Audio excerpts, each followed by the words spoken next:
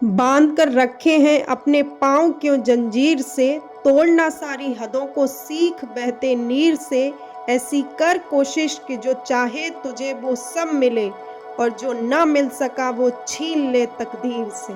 Good morning मेरे शेरों, मेरे चैंपियंस, कैसे हो आप सभी लोग। मैं उम्मीद करती हूँ आप सब लोग बहुत अच्छे होंगे, स्वस्थ होंगे। तो स्वागत है आप सभी का आपके अपने ब्लॉग के अंदर। ये वाला ब्लॉग आपके अंदर फुल ऑफ जोश, फुल ऑफ मोटिवेशन भरने वाला है। तो चलो सबसे पहले तो अपने दिन की शुरुआत कर लेते हैं। तो सुबह हो चुकी है, सुबह का टाइम हो रहा है 6:20। मैं उठ चुकी हूँ। तो उठते ही सबसे पहले अपने बिस्तर को भी फोल्ड कर देते हैं और अपने आप को बिल्कुल पैक कर लिया है। अब चलते हैं अपने डेस्टिनेशन की तरफ। और मैं कहाँ जा रही हूँ ये तो आपको आगे पता लगेगा ही, लेकिन सबसे पहले चल लेते हैं। अब चलते चलते मैं आपके पहले डाउट को पिकअप कर लेती हूँ। कॉमनली हम स्टूडेंट के बीच में ये डाउट कॉमन होता है। डाउट है, how can be reduce procrastination. Procrastination का मतलब होता है टाल मटोल करना, यानी कि हम अपने आज के काम को कल पर टाल देते हैं, कल के काम को परसों पर टाल देते हैं, और इसी तरीके से हमारा पूरा टाइम निकलता जाता है। अब ये वाली प्रॉब्लम सिर्फ आपके साथ नहीं बल्कि मेरे साथ भी बहुत दफा हुई है, लेकिन इस प्रॉब्लम का सोल्यूशन क्या है वो मैं आपको आगे बताऊंगी। फिलहाल तो चल लेते हैं। हाँ तो गाइस, उस प्रॉब्लम का सलूशन ये है कि जब हमें अपने काम से प्रेम नहीं होता है तभी हमारे सामने इस प्रकार की समस्याएं आती हैं। सो गाइस, मैं पहुंच चुकी हूँ पार्क के एंट्री गेट पर और एकदम से अंधेरा हो रखा। 2 बाइक खड़ी हैं, मुझे नहीं पता किसकी हैं, बट चलते हैं, अपन को क्या मतलब, अंदर की साइड और दिखाती हूँ।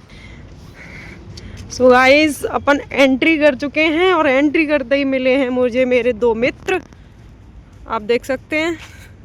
हेलो गाइस, कैसे हो। अरे अरे अरे, चारों तरफ है अंधेरा ही अंधेरा। हमारे पार्क के अंदर एकदम जंगल सा फील हो रहा है, अमेज़न के जंगल लग रहे हैं पार्क, बट इट्स ओके, बहुत ठंड है यहाँ।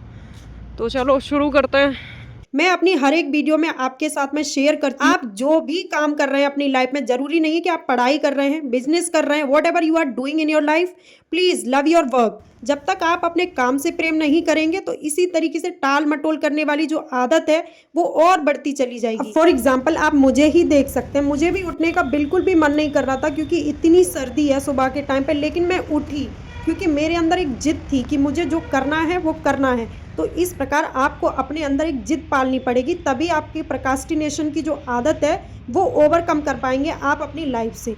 तो ये सोल्यूशन था आपके पहले डाउट का। अब आपका नेक्स्ट डाउट है और ये डाउट है कुमकुम कुमारी का। इन्होंने मुझसे पूछा है कि दीदी आप अपने अंदर पेशेंस कैसे रखती हो, आप डिस्ट्रक्शन से कैसे दूर हो पाती हो। अकॉर्डिंग टू माई सेल्फ, मैं इसके लिए करती हूँ मेडिटेशन। आप देख ही सकते हैं मैं पार्क में बैठ के मेडिटेशन कर रही हूँ, जबकि यहाँ पे कोई भी नहीं है, बहुत कम लोग यहाँ पर हैं। बारिश का मौसम हो चुका है तो जमीन भी काफी गीली है, लेकिन मैं अपने इस काम को रोक नहीं रही हूँ। मुझे जहाँ से पेशेंस, जहाँ से मुझे पीस फील होता है वो काम मैं कंटिन्यूअसली करती ही रहती हूँ। That is the rule. काफी उजाला निकल चुका है, चिड़ियाँ चहक रही हैं और बहुत सर्दी लग रही है, लेकिन मुझे तो चलते हैं अपने घर और घर जाके मिलती हूँ आपसे। बाकी ये कुछ हो रहा है बाहर का माहौल, बदबू बहुत गंदी आ रही है guys, just because of famous the कचरा ऑफ दिल्ली, इसलिए यहाँ पे आ रही है बदबू, देख सकते हैं। सुकून तो पार्क में ही मिलता है, बाहर आके तो क्या ही। घर आने के बाद I had took the shower, then उसके बाद में मैंने ये दीपक जलाया प्यारा सा। उसके बाद मैं लेके बैठ गई थी भगवत गीता। अब यहाँ पर मैं एक चीज क्लियर करना चाहती हूँ, आप अपने रिलीजन की किसी भी बुक को पढ़ सकते हैं, आप कुरान पढ़ सकते हैं, आप सिख धर्म की कोई धार्मिक बुक पढ़ सकते हैं। मैं बेसिकली भगवत गीता को रिलीजन में कंसिडर नहीं करती हूँ।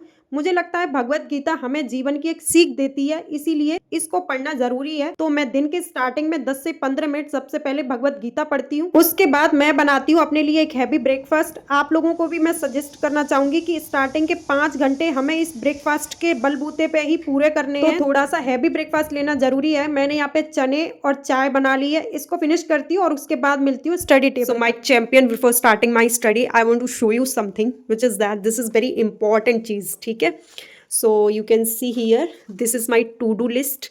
जो कि आप लोग मेरे से बहुत ज़्यादा कमेंट्स में पूछते हो कि हमें कितने आवर्स स्टडी करनी चाहिए और आप कब सोती हो, कितना टाइम देती हो स्टडी को। तो देखो, जब तक हम अपनी टू डू लिस्ट प्रिपेयर नहीं करेंगे तो हमारा टाइम कहाँ कितना ज़्यादा जा रहा है ना, उस टाइम को हम बेसिकली कैप्चर ही नहीं कर पाएंगे। तो अपने टाइम को सबसे पहले ना रिकॉर्ड करना है हमें। सो मैंने यहाँ पे अपने आवर्स मेंशन किए हुए हैं। फर्स्ट ऑफ ऑल मैंने पहले स्टार्टिंग के 1 घंटे में लिखा है ज्योग्राफी का रिवीजन, देन उसके बाद में मैंने 2 घंटे का लिखा है मॉडर्न हिस्ट्री, और फिर उसके बाद में मुझे 15 मिनट का ब्रेक लेना है, क्योंकि आप कंटिन्यूअसली 4 आवर्स 3 आवर्स नहीं बैठ सकते। जैसे मेरी सिटिंग कैपेसिटी हद से हद 3 घंटे है, उसके अलावा मैं नहीं बैठ सकती हूँ ज़्यादा। तो फिर मुझे 15 मिनट का ब्रेक चाहिए बीच में, इसलिए मैंने यहाँ पे ब्रेक लिख रखा है। और फिर से मुझे 2 घंटे मॉडर्न हिस्ट्री पढ़नी है। देन उसके बाद में मुझे 2 घंटे लगाना है अपना मैथ्स। उसके बाद 2 घंटे मुझे physical geography plus physical geography जो है उसको रिवाइज करना है। और फिर मुझे 2 घंटे में न्यूज़ और पीवाईक्यू करना है। और इस न्यूज़ वाले सेक्शन को और पीवाईक्यू वाले सेक्शन को मैं ऊपर नीचे एडजस्ट कर सकती हूँ अपने अकॉर्डिंग, ठीक है। और फिर मैंने 2 घंटे अपनी वीडियो शूट के लिए और एडिटिंग के लिए भी निकाले हैं। जैसे कि आप लोग मुझसे पूछते हो कि आप वीडियो कब शूट करती हो, उसको एडिट कब करती हो, तो एक्चुअली मैं उसके लिए प्रॉपर टाइम निकाल के रखती हूँ। तो आप देख सकते हैं यहाँ पे मैंने 2 घंटे लिख रखे हैं, क्योंकि मुझे एडिटिंग ठीक ठाक आती है तो मैं जल्दी ही फिनिश कर लेती हूँ इसको भी।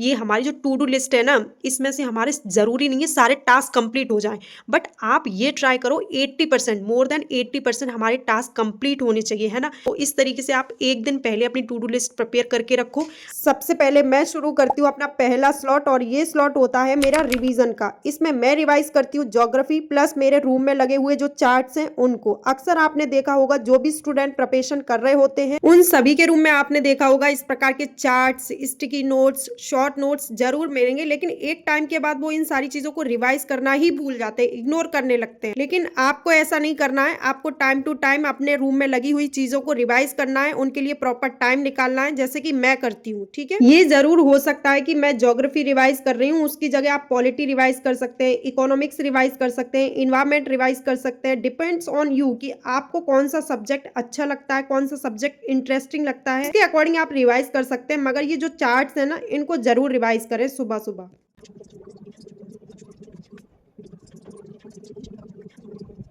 नेक्स्ट डाउट है आप लोगों का कि मैंने अपने ये हैंगिंग मैप्स कहाँ से परचेज किए थे। मैंने ये मैप परचेज किए थे मार्केट से, शॉप से। मैंने इनको ऑनलाइन नहीं मंगाया है, तो आप भी परचेज कर सकते हैं, ठीक है।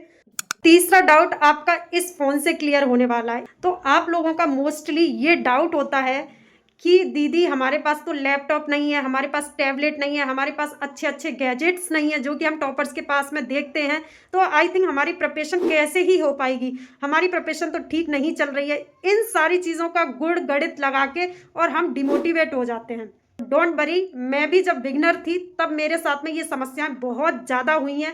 मैं भी टॉपर्स को जब देख लेती थी तो मुझे लगता था कि मेरे पास तो ये चीज़ नहीं है, ये वाले नोट्स नहीं है, लैपटॉप नहीं है, टैबलेट नहीं है, तो मेरी पढ़ाई तो अच्छी नहीं चल रही होगी। आप लोग ये वाला फ़ोन देख रहे हो, ये फ़ोन चलता नहीं है, इसकी मर्जी हो तब ये चलता है। जैसे कि सुबह मैंने आपको टाइम दिखाया तब ये ऑन हो गया था, क्योंकि इसका साइड वाला जो ये है ना, ये ख़राब है बटन, तो ये फ़ोन जो है वो ऑन ही नहीं होता है। अब मेरे को क्लास लेनी होती है, ना तो मेरे पास टैबलेट है, ना तो मेरे पास अच्छा लैपटॉप है, तो मैं तो अपने फ़ोन का ही सहारा लेती हूँ। तो जिस फ़ोन से मैं रिकॉर्ड कर रही हूँ एक्चुअली, वो मैंने एक न्यू फ़ोन लिया था, बहुत ही अफोर्डेबल फ़ोन है। तो उसको मैंने ट्यूशन पढ़ा के बच्चों को तब अपना फ़ोन ख़रीदा। ये फ़ोन क्योंकि मेरा बेकार हो गया। मेरे पास भी आपने देखा ना लैपटॉप है ना टैबलेट है, लेकिन मैं डिमोटिवेट नहीं होती हूँ। जो सुविधाएं मेरे पास हैं मैं उनसे ही संतुष्ट हूँ। मुझे लगता है कि एक दिन मेहनत करके सारी चीज़ें मैं कमा लूँगी। तो खुद की जिम्मेदारी, खुद के जीवन की जिम्मेदारी खुद उठाना सीखो, है ना।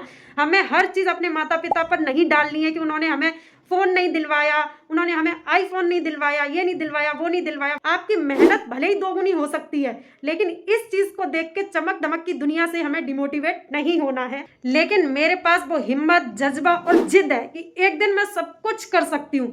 जब इस तरीके का कॉन्फिडेंस आपके अंदर आ जाएगा ना, तो आप फिर किसी भी चीज़ की फिक्र नहीं करोगे। तो अपने आप को डिमोटिवेट नहीं करना है। सबसे पहले जो रिसोर्सेज आपके पास में अवेलेबल हैं उनसे पढ़ने की कोशिश करो, है ना। तो आई थिंक आपका ये वाला डाउट भी क्लियर हो गया होगा।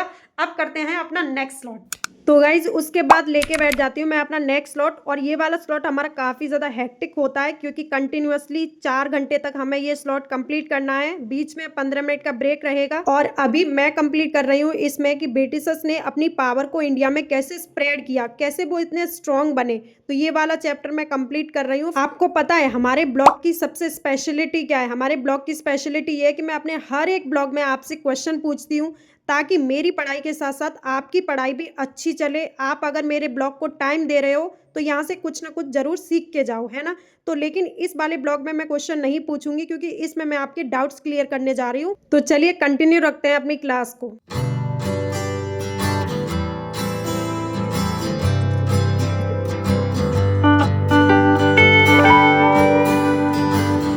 तो गाइज 2 घंटे का स्लॉट हो चुका है कंप्लीट। अब 15 मिनट का ब्रेक ले लेते हैं जिसमें मैं आपका एक और डाउट क्लियर कर देती हूँ। आस्किंग क्वेश्चन है कि दीदी हम 10th क्लास में हैं, 12th क्लास में हैं, ग्रेजुएशन में हैं, हम यूपीएससी की प्रिपरेशन करना चाहते हैं तो कैसे स्टार्ट करें। बेसिकली इस क्वेश्चन का आंसर शॉर्ट में बताना मेरे लिए अच्छा नहीं होगा क्योंकि मैं ऐसे ही चीजें आपको बता दूं, प्रॉपर नहीं बताऊं तो ये मेरी सबसे बड़ी भूल होगी। इसके लिए एक प्रॉपर सेशन रखेंगे, प्रॉपर ब्लॉग आएगा जिसमें मैं एक एक चीज आपको बताऊंगी कि आपको कैसे प्रिपरेशन शुरू करनी है। फिलहाल तो मैं ब्रीफ में बता देती हूँ थोड़ा सा, जिससे आप अंडरस्टैंड तो कर ही लोगे, है ना। ये देखो, ये एनसीईआरटीज की बुक है, ये कुछ प्रोफेशनल बुक है, उनको छोड़ो, ये सेक्शन देखो इतना। तो ये है एनसीईआरटी की बुक और यही आपको मार्केट से परचेज कर लेनी है, ठीक है। फॉर एग्जांपल ज्योग्राफी में आपकी 4 एनसीईआरटीज आती हैं 11th 12th क्लास की, आप शॉपकीपर से बोल दोगे वो अपने आप निकाल के दे देंगे, ठीक है। तो इतनी एनसीईआरटीज आपको हिस्ट्री, पॉलिटी, ज्योग्राफी, इन्वायरमेंट, इन सब की परचेज कर लानी है घर पे, ठीक है। उसके बाद में दूसरी चीज आपको करनी है कि एक कोई न्यूज़पेपर लेना है, चाहे द हिंदू हो, इंडियन एक्सप्रेस हो, वो आप प्रेफर कीजिए। अब बहुत सारे लोग बोलेंगे वो तो इंग्लिश मीडियम में होता है, उससे आपको कोई टेंशन नहीं लेनी है। आपको इंग्लिश पढ़ना नहीं आ रही है फिर भी आपको पढ़नी पड़ेगी क्योंकि आपको एक लैंग्वेज का पेपर लिखना है मेंस के अंदर। तो ये भूल के मत चलो कि मैं हिंदी मीडियम से हूँ तो मुझे हिंदी ही आनी चाहिए, इंग्लिश नहीं। भाई इंग्लिश भी आपको स्ट्रॉन्ग करनी पड़ेगी, तो इसके लिए आपको कोई न्यूज़पेपर प्रेफर करना पड़ेगा, कोई भी कर सकते हैं, चाहे इंडियन एक्सप्रेस चाहे द हिंदू। मैं द हिंदू प्रेफर करती हूँ क्योंकि मुझे वो पढ़ने में अच्छा लगता है इसलिए। तो एनसीईआरटी लेके आओ घर पे और एक न्यूज़पेपर। एनसीईआरटी को पढ़ना कैसे है, यूट्यूब पर एक कोई एनसीईआरटी पिकअप कर लो, जैसे कि आपने ये ज्योग्राफी की एनसीईआरटी पिकअप कर ली ये वाली, ठीक है। अब इसको पढ़ना कैसे, यूट्यूब पर डालो ये वाली हेडिंग, ठीक है, ये सर्च करो। कोई ऐसे टीचर होंगे जो बेस्ट बेस्ट बेस्ट तरीका बता रहे होंगे इसको पढ़ने का। वैसे ही आपको ब्लैंक पेपर ले लेने हैं और ब्लैंक पेपर पे उन सर के नोट्स बनाते जाने, साथ साथ ये बुक ओपन करके रख लेनी है आपको, ठीक है। तो इस तरीके से धीरे धीरे करके अपने सारी एनसीईआरटीज को हमें कंप्लीट कर लेना है एक बार में। अब ये भूल बिल्कुल मत करना कि बहुत ज़्यादा लेंथी आपको नोट्स बना लेने, नहीं, शॉर्ट में बनाना शुरू करो कि लाइक सर ने कोई हेडिंग बोली वो मैंने लिख ली और फिर वो बनाना शुरू कर दिया। जैसे इंटीरियर ऑफ अर्थ के बारे में सर ने मुझे पढ़ाया, वो हेडिंग बना के मैंने नोट्स बना लिए। तो बुक सामने रखो, सर की क्लास ओपन करके रखो और फिर पढ़ना शुरू करो। द हिंदू न्यूज़पेपर अगर आपको पढ़ना नहीं आ रहा है तो वो भी यूट्यूब पर आप सर्च कर सकते हैं कि न्यूज़पेपर में भी मेन कौन सी चीज़ें जो हमें पढ़नी चाहिए, कौन से आर्टिकल्स होते हैं जो हमें पढ़ने चाहिए, है ना। तो गाइज ये तरीका था इनिशियली यूपीएससी की प्रिपरेशन स्टार्ट करने का। बाकी आपको एनसीईआरटी कैसे पढ़नी चाहिए, कितनी इन डेप्थ पढ़नी चाहिए, वो मैं किसी नेक्स्ट ब्लॉग में आपके इस डाउट को क्लियर करूंगी क्योंकि ब्लॉग काफ़ी लंबा हो रहा है, ठीक है। तो आई थिंक ये डाउट आपका क्लियर हो गया होगा कहीं ना कहीं तक। तो चलिए फर्दर स्टार्ट करते हैं अपने बचे हुए चैप्टर को। और मॉडर्न हिस्ट्री देखो बहुत ज़्यादा जरूरी है क्योंकि मॉडर्न हिस्ट्री से प्रीलिम्स मेंस दोनों में ही बहुत क्वेश्चन पूछे जाते हैं। एंशियंट मिडाइवल से इतनी क्वेश्चन की क्वांटिटी हमारे पेपर में नहीं पूछी जाती है, स्पेशली यूपीएससी के अंदर। तो मॉडर्न हिस्ट्री पे हमें ज़्यादा फोकस करना होता है, इसीलिए मैं यहाँ पे ज़्यादा फोकस कर रही हूँ। मैंने टारगेट लिया है कि 10 से 15 दिन में अपनी पूरी मॉडर्न हिस्ट्री को कंप्लीट कर दूँ। और कंप्लीट ऐसे नहीं कि सिर्फ पढ़ लिया ऊपर ऊपर से, मेरे इस मॉडर्न हिस्ट्री से क्वेश्चन भी निकलने चाहिए, चाहे वो प्रीलिम्स के पीवाईक्यू हो या मेंस के।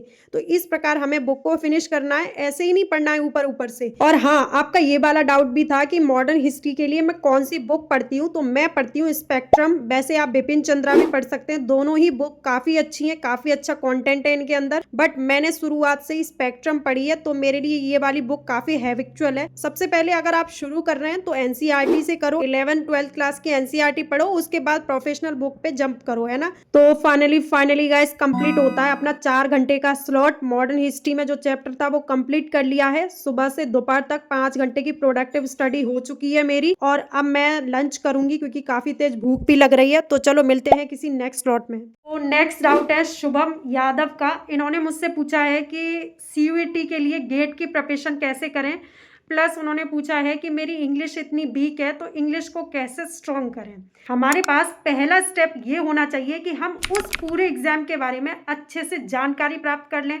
जानकारी कहाँ से मिलेगी? तो जानकारी मिलेगी सिलेबस से, यानी कि उस एग्जाम का पूरा पैटर्न समझने के लिए हमें उस एग्जाम का सिलेबस पढ़ना पड़ेगा।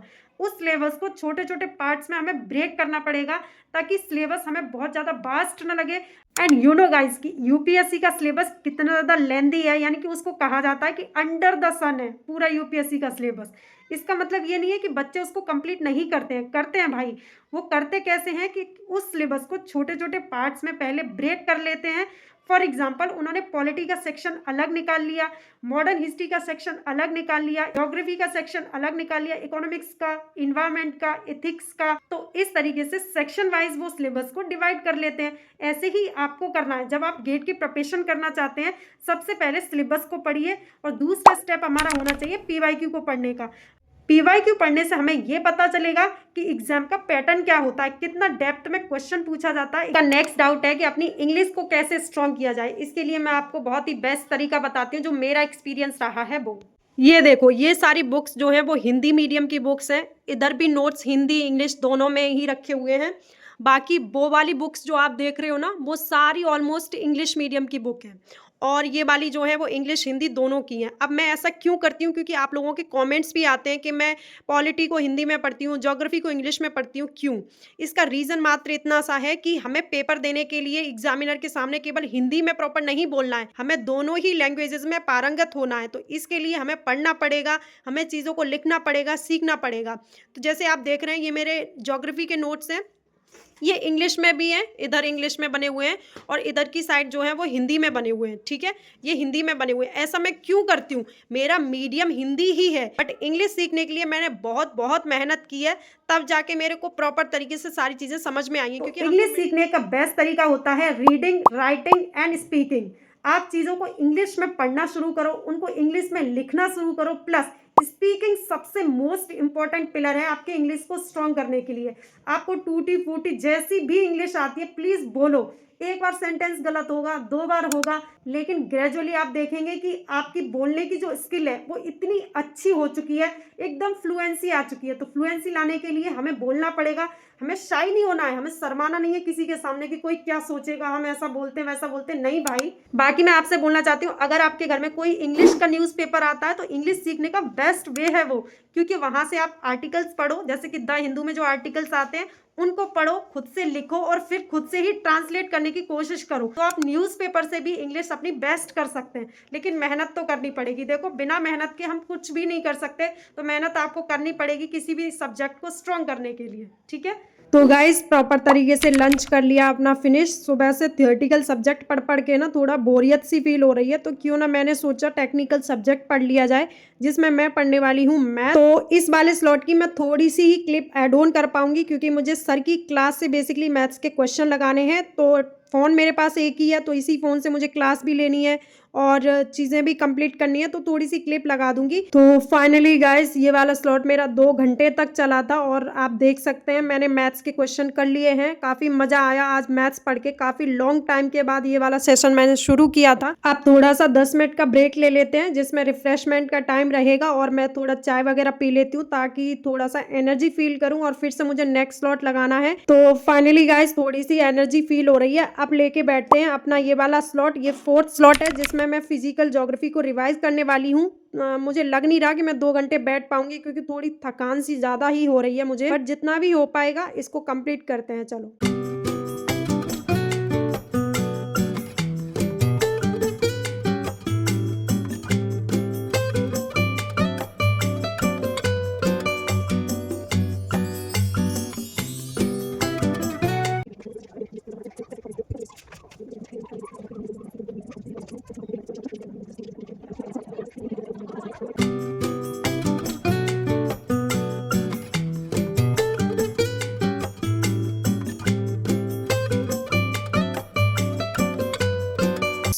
फाइनली गाइज अपना ये वाला स्लॉट भी होता है कंप्लीट। ये मेरा 1.5 घंटे में हो गया है क्योंकि उससे ज़्यादा मुझे नहीं बैठा गया, मैं बहुत ज़्यादा टायर्ड फील कर रही हूँ। तो चलो अब दीपक का टाइम हो गया, दीपक जलाऊंगी और उसके बाद मैं नेक्स्ट स्लॉट लेके बैठूंगी। अब बात करते हैं नेक्स्ट डाउट पर। एक भाई ने मुझसे पूछा है कि दीदी आपकी लाइफ में तो कोई संघर्ष नहीं है, आप एटलीस्ट कमरे में बैठ के तो पढ़ाई कर लेते हो, मैं तो ये भी नहीं कर पाता हूँ क्योंकि मुझे खेत पे काम करने के लिए जाना पड़ता है और फिर 3 बजे खेत से वापस आना और कोई मुझे सपोर्ट नहीं करता। मतलब जो उनकी प्रॉब्लम्स थी वो उन्होंने बताई हैं, तो उन भाई साहब को मैं जवाब देना चाहती हूँ। तो चलो छोटी सी स्टोरी आप लोगों के साथ मैं शेयर करती हूँ ताकि आप लोगों को ये लगना चाहिए कि संघर्ष सिर्फ आपके जीवन में नहीं बल्कि हर व्यक्ति के जीवन में होता है। जरूरी नहीं है कि हर कोई व्यक्ति अपनी हर एक समस्या को सोशल मीडिया पर बताए तभी आपको महसूस होगा कि उसके जीवन में संघर्ष है या नहीं है ना। जो लोग मुझे बहुत पहले से सुनते और देखते आ रहे हैं उनको तो मालूम ही होगा, लेकिन मैं थोड़ा सा बताना चाहूँगी कि आई लॉस्ट माई फादर 2024 में मैंने अपने पापा को खो दिया। तो सॉरी, आपको पता होना चाहिए कि एक बच्चे के जीवन में सबसे महत्वपूर्ण चीज़ होती है उसके माता पिता का प्यार, है ना। उसके माता पिता जब तक उसके साथ में हैं वो सारी समस्याओं से लड़ सकता है अकेले ही, है ना। लेकिन एक घर में एक बाप का ना होना मानो ऐसा होता है जैसे किसी मकान से छत का उजड़ जाना, है ना। लेकिन हम वहाँ टूटे, मैं बहुत टूटी क्योंकि एक बेटी का बाप के साथ में जो लगाव होता है ना वो एक अल्टीमेटम लगाव होता है, उसकी तुलना आप किसी भी चीज़ से नहीं कर सकते, है ना। लेकिन मैं बहुत टूटी, मेरी बहुत लंबी कहानी है, उसको प्रॉपर किसी दूसरी वीडियो में मैं शेयर करूँगी। तो बहुत सारी चीज़ें थी, मतलब एक लड़की होके समाज ने इस चीज़ से इनकार कर दिया था कि मुझे अपनी आगे पढ़ाई करनी चाहिए या नहीं। लोग पीछे ही पड़ गए थे कि मुझे अपनी पढ़ाई छोड़ देनी चाहिए। उन्होंने यहाँ तक कि मेरी किताबों को भी फेंक दिया था, कुछ लोगों ने मेरी किताबों को भी जला दिया था, लेकिन फिर भी मैं खड़ी हुई। मेरी माँ ने हमें हिम्मत दी और फिर से हम उसी मजबूती के साथ में खड़े हुए और फिर से अपने जीवन की शुरुआत करी। तो संघर्ष हर किसी के जीवन में होता है और मैं कहना चाहती हूँ कि अगर कोई व्यक्ति सोशल मीडिया पर अपने दुख नहीं बता रहा है, वो नहीं रो रहा है, तो इसका मतलब ये नहीं है कि उसके जीवन में कोई समस्या नहीं है या दुख नहीं है। कुछ लोग अपनी सारी चीज़ों को सोशल मीडिया पर बता देते हैं, कुछ लोग नहीं बताते हैं। तो जो नहीं बताते हैं उस वाली कैटेगरी में मैं आती हूँ क्योंकि मैं अपने परिवार का सम्मान करती हूँ। मैं हर व्यक्ति की प्राइवेसी को वायलेट नहीं कर सकती हूँ, तो इसलिए थोड़ा बहुत ये चीज़ें मैं इसलिए बता देती हूँ क्योंकि बहुत सारे ऐसे बच्चे होंगे जिनके माता पिता में से कोई एक व्यक्ति नहीं रहा होगा लेकिन उनके जीवन में बहुत संघर्ष है। तो इसलिए मैं अपनी कहानी को उनकी कहानी से जोड़ना चाहती हूँ, उन लोगों को हिम्मत देना चाहती हूँ कि आप टूटो मत। उसी दौर से मैं भी गुजर के आई हूँ जिस दौर से आप लोग गुजर रहे हो, तो प्लीज़ हिम्मत ना हारें। हर चीज़ आपके जीवन में होगी, हर समस्या, लोग आपको तकलीफ़ें देंगे, लोग आपको ताने मारेंगे, लोग आपको बुरा भला जो भी कह सकते हैं सब कहने की कोशिश करेंगे, लेकिन आपके अंदर जज्बा, जोश और हिम्मत, ये सारी चीज़ें अगर बरकरार है ना तो कोई आपको नहीं तोड़ सकता है ना। तो ये चीज़ ध्यान रखें अपने जीवन में। तो गाइज अब मैं लेके बैठ गई हूँ अपना लास्ट स्लॉट और ये वाला स्लॉट होता है मेरा PYQ का स्लॉट। इसमें मैं 2 घंटे में कंप्लीट करने वाली हूँ 100 PYQ। तो PYQ की क्या इंपॉर्टेंस होती है, ये क्यों करने चाहिए, मैंने अक्सर अपनी वीडियोज में इन सारी चीजों पे चर्चा की है, आप लोगों के साथ अपने एक्सपीरियंस को भी शेयर किया है। फिर से मैं बता देती हूँ ताकि आपके जो डाउट्स हैं वो अच्छे से क्लियर हो जाए। सबसे पहला डाउट ये है कि मैं कौन सी बुक से PYQs करती हूँ। तो मेरे पास 3 बुक है PYQs के लिए। मेंस के लिए मेरे पास दिशा पब्लिकेशन की बुक है और प्रीलिम्स के लिए मेरे पास 2 बुक्स हैं, एक तो यूपीएससी के लिए, एक स्टेट पीसीएस के लिए। तो स्टेट पीसीएस वाली है ई दृष्टि पब्लिकेशन की और यूपीएससी वाली है दिशा पब्लिकेशन की। तो ये 3 बुक्स हैं जिससे मैं PYQs कंप्लीट करती हूँ। So the next doubt, what is the importance of the PYQ। वैसे इस बारे में मैंने बहुत दफा चर्चा की है अपने ब्लॉग्स के अंदर, लेकिन दोबारा से मैं बता देती हूँ। देखो आपकी स्क्रीन पे एक क्वेश्चन दिख रहा होगा, तो अगर मैं पूछूं कि इस क्वेश्चन का आंसर क्या है, तो भले ही आपके अकॉर्डिंग 3rd हो सकता है, 2nd हो सकता है, 1st हो सकता है, आप चूज कर सकते हो कोई एक आंसर। चूज कर लिया। अब देखो हमने आंसर तो पता कर लिया, हमें बुक से भी पता लग गया कि इसका आंसर 3rd है, बट जो 3 ऑप्शन एक्स्ट्रा बचे उनको हम ऐसे ही छोड़ देते हैं जस्ट बिकॉज वो रॉन्ग है। और फिर आप क्या करते हो, 2nd क्वेश्चन पे जंप कर जाते हो। आप पलट के देखते ही नहीं हो कि वो 3 ऑप्शन जो रॉन्ग गए वो क्यों गए, उनकी क्या डेफिनेशन है, उनको सर्च ही नहीं करते हो। बट आप आपको मैं सजेस्ट ये कर रही हूँ कि प्लीज़ जो 3 ऑप्शन रॉन्ग गए उनको सर्च करो, उनकी डेफिनेशन निकालो और अपने शॉर्ट नोट्स बनाना शुरू कर दो उन 3 ऑप्शन से। मैंने भी ऐसे ही किया है, आप देख सकते हैं ये मेरे स्टिकी नोट्स हैं। इनमें मैंने जो 3 ऑप्शन रॉन्ग जाते हैं उनके नोट्स बनाए हुए हैं प्रॉपर।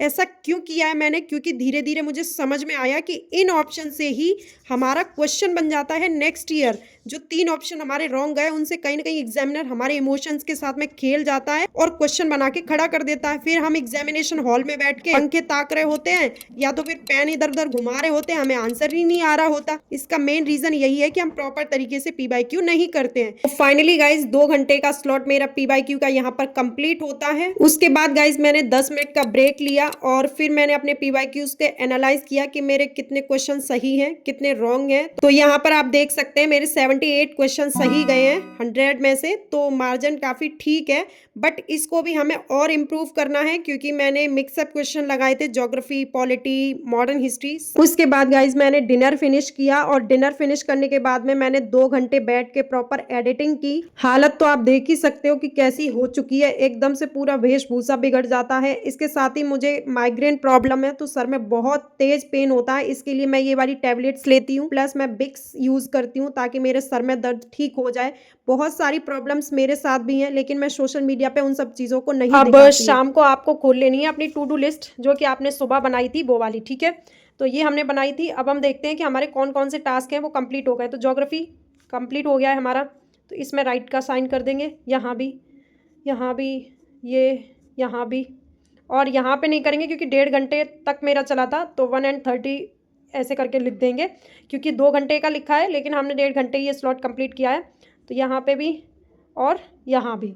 तो फाइनली हमारे सारे टास्क ऑलमोस्ट कंप्लीट हो गए हैं। कि खुद को मोटिवेट रखने के लिए इस प्रकार के एप्रिशिएशंस आप खुद को दे सकते हो। आप खुद को ही जब तक मोटिवेट नहीं करोगे तो नेक्स्ट डे भी आप चीज़ें कंप्लीट नहीं कर पाओगे। तो गाइज कुछ इस प्रकार रहा मेरा आज का दिन। ऑलमोस्ट मेरे टास्क कंप्लीट हो गए तो I am very very very happy right now. बाकी आप बाहर का माहौल देख सकते हो, रात के बज रहे हैं 2, काफी अंधेरा हो चुका है। तो गाइज आज का दिन कुछ इस प्रकार गया मेरा। मैं उम्मीद करती हूँ आपको ब्लॉग पसंद आया होगा। अगर पसंद आया है वीडियो को लाइक कर देना, चैनल को सब्सक्राइब कर लेना और शेयर कर देना अपने फ्रेंड्स के साथ में, ताकि ज्यादा से ज्यादा लोग हमारे साथ में कनेक्ट हो पाए। बाकी मैंने अपनी तरफ से पूरी कोशिश की थी कि आपके सारे डाउट्स को क्लियर कर दूं। जितने भी डाउट्स आपके थे मैंने करने की कोशिश भी की है। आई थिंक गाइज आपको ये ब्लॉग काफी पसंद आया होगा। तो तब तक के लिए bye bye, take care, protect yourself. मिलते हैं किसी नेक्स्ट ब्लॉग के अंदर।